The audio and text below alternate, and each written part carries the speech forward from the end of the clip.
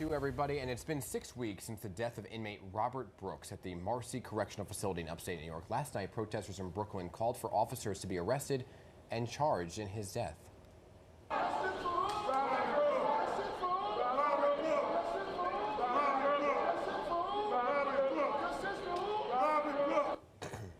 43-year-old Brooks was brutally beaten by several officers, which was caught on body cam footage.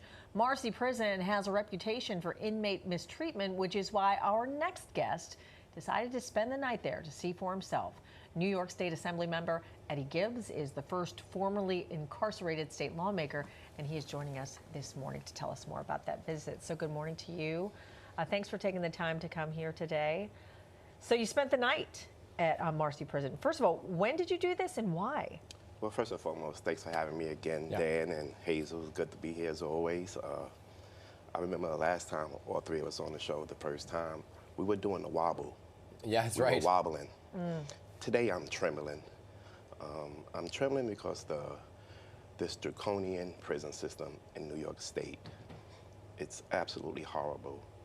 And to help humanize or attempt to humanize a system that's brutally, systematically beating on incarcerated individuals, I decided to spend the night at Marcy Correctional Facility. When was that, a couple days ago? Yes, the day before yesterday. So walk us through the night then and what exactly you experienced and saw, because many might say, okay, now I spent a lot of time at Rikers back in the day when I was covering Rikers. Certainly. And it would seem like when I would show up, things would be a little different. They clean it up, right? They may bring you to certain areas.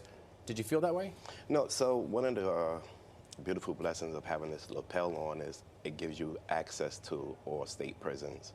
I can actually go there unannounced, which I usually do often. Same thing with the surprise sleepover. So this was unannounced? It was unannounced. I called the commissioner that evening. Usually, to avoid that roll-out red carpet treatment, I just show up unannounced. Okay. But I called the commissioner that evening and said, hey, I'm going to spend the night with the incarcerated individuals. I want to inspire them. I want to humanize this system. And I want staff to see that it's a safe system.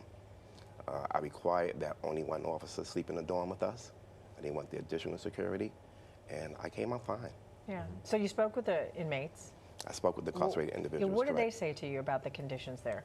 Well, we visit there often, and they gave us a list of a hit squad that operates in Mohawk, Marcy, and as well as in Mid-State, the correctional facility I was in. By name, By name, correct. Okay. And Hazel, I went there 2-3 times, and I ran into a few of the officers that are on the list, and their behavior, the demeanor was just totally awful. And this is why I'm adamant about closing Marcy facility. Did you witness any of that? Yes, I did. So when I first got into, about 3 weeks ago, I went in and the reception area was really aggressive towards me. Usually it's roll out, come in, have fun. This time was more aggressive. One of the officers we identified as abusive, he was at the front, and we had a lot of dialogue going back and forth. I think I won the dialogue. He walked into the bathroom, closed the door, and started punching the wall. I said, if a sitting legislator come and question you, imagine this behavior when an incarcerated individual do that. You probably punch him and not the wall. Yeah. I mean, and Robert Brooks, his family, have you spoken with them about what you witnessed in Marcy Prison? Well, yes, we the mom now suing. Yes, they are now suing, right? And so for that part, for the family, it's a great thing. For me, I'm not interested in that. I'm not interested in prosecution. I'm interested in the closure. It's a lot going on in that system. And, the letters keep piling up. And, when I visit, the retaliation is real. And so these men, they're afraid, to talk out. So usually when I go into the prison system, I excuse the officers. So me and the incarcerated individuals can have a one-on-one. And it's when they open up about all these events that's occurring. So what does that look like then, a closure, right? Because again, I want to harken back to Rikers for a moment, where we've talked about a system of abuse, of dilapidated buildings, just a system that kind of fails both the staff and the individuals who are incarcerated, and how the process to close Rikers has been decades in the making, and it's still not sure if it's actually going to happen. So are you confident you can get this done, and what does a plan look like to close a prison like that? Good question, Dan. I'm confident. I'm so confident that I canceled my candidacy for city council this year just to focus on this issue. We have 63 legislatures who signed on. about 17 state senators and the rest assembly members, and I'm committed to talking to the governor every day. I'm going to encourage her to take another tour, but without the hoopla. Yeah. The incarcerated individuals will not talk to her with commissioners and officers behind her. They don't go and talk to the incarcerated individuals. So what happens is when you go on a tour, they have an office set up, bunch of continental breakfast for you, juice, muffins and everything. Then they have an honor dorm waiting for you, filled with incarcerated individuals with wonderful stories.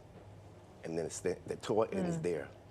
Most elected officials won't go past the dorm, the honor dorm. They don't want to see the rough side of the prisons. Right. I see. That's where I slept at. I slept in D1 in Marcy Correctional. Supposed to be the worst dorm in the facility, a problem dorm. There was only one officer.